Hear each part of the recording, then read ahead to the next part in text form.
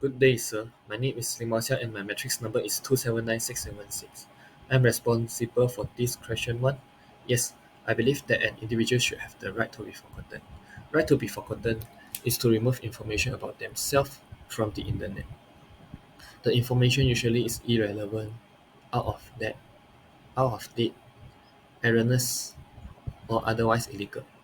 I believe that everyone has the right to move on from regrets and things that happened in the past that are not longer relevant.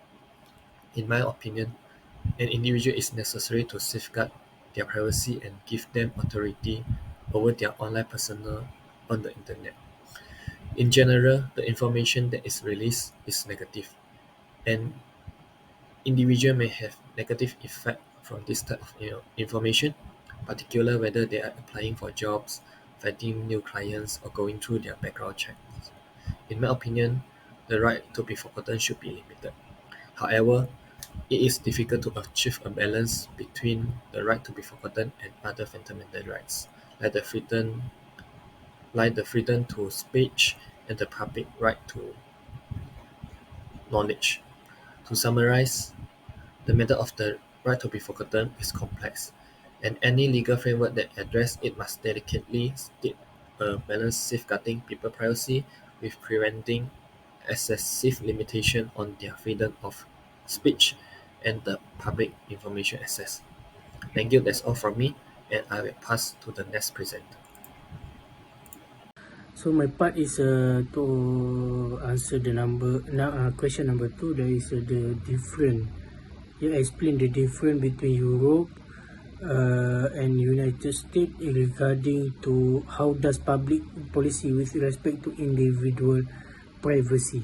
So the important point regarding to how public policy with respect to individual privacy differs in the United States and Europe, and what explain the difference can be summarized follow. First, we're going to legal framework. So Europe operates under a comprehensive legal framework such as the Data Protection Directive 1995 46 EC, which place strict conditions on the collection and processing of personal data. While we're going to United States, there is no overarching federal law governing data protection. Instead, privacy regulations are patchwork of state and federal laws. Okay, we're going to the next point. There is a right to be forgotten. In Europe, under the Europe law, grants individuals the right to request the removal of their personal data. This is aimed at supporting personal privacy by removing inaccurate, irrelevant, and outdated information. So in the US, so different with US, that the US has not fully adopted the right to be forgotten. Existing law in US focus on specific information like a credit history being removed after a certain period, and the First Amendment complicates the adoption of a comprehensive right to be forgotten. So point number three. Number three is a historical context. The different approach are attributed in part to historical context in Europe, where there have been dictatorship and extensive the surveillance. In Stasi, example, Stasi in East German, data protection is considered a human right and is regulated by comprehensive legislation. So we're going to next different with the United States. The approach to data protection is influenced more by market forces and is not as deeply rooted in historical experience of mass surveillance. So, in summary, the difference in public policy regarding individual privacy between the United States and Europe can be attributed to the legal frameworks in place, the presence or absence of comprehensive right to be forgotten, a historical experience, and the influence of market forces in the US compared to human rights considerations in Europe. Good day, doctor. My name is Lamweke and my matrix number is 280010. Today I will answer the case study question 3. In what ways has technology made it more difficult for individuals to protect their privacy? The first one is online tracking. The widespread of use of cookie, tracking pixels, and other technologies enable companies to connect and analyze user data, creating detailed profiles of individuals. This leads to targeted advertising and potential privacy invasions as personal preferences and behavior are tracked. Next is social media. Social media platforms encourage users to share personal information and activities. While this enhances connectivity, but it also exposes individuals to the risk of oversharing. The information shared on social media can be used for targeted advertising, identity theft, or other malicious activities.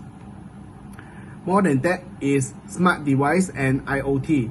The proliferation of smart devices and the Internet of Things (IoT) means that everyday objects are connected to Internet, collecting and exchanging data. While this enhances convenience, but it also raises concerns about the security and the privacy of the data generated by these devices. While other factors including location tracking. Mobile devices constantly track users' locations through GPS and other technologies. These information, when misused or accessed without consent, can compromise individual privacy by reviewing their movements and routines. Next is big data analytics. The use of big data analytics enables organizations to process and analyze massive data sets. While this can lead to valuable insight, but it also raises concerns about the potential misuse of personal information and the creation of comprehensive profiles without individuals' knowledge. The last one is cloud service.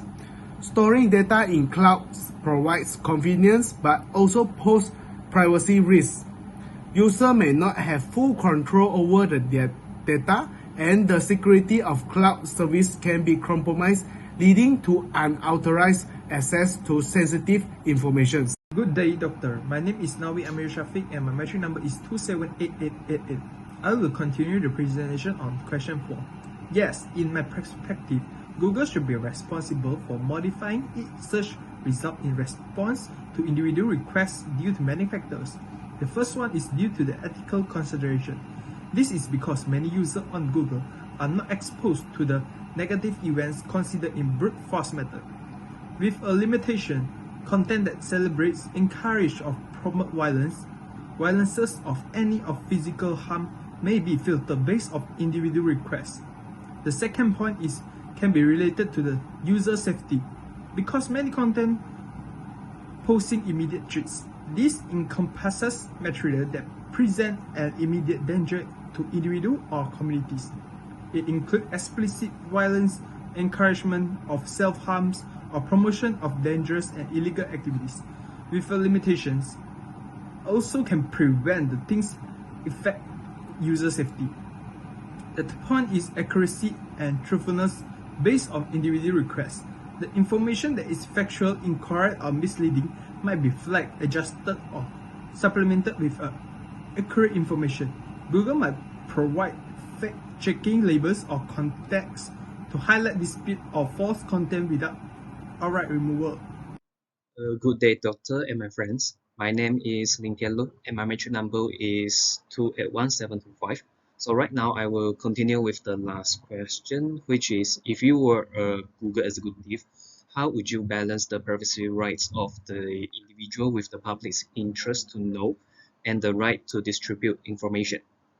So in my perspective as a Google executive, I will consider two perspectives which are the users, and also to establish strict guidelines to balance the rights of individuals' privacy and the public interest to know.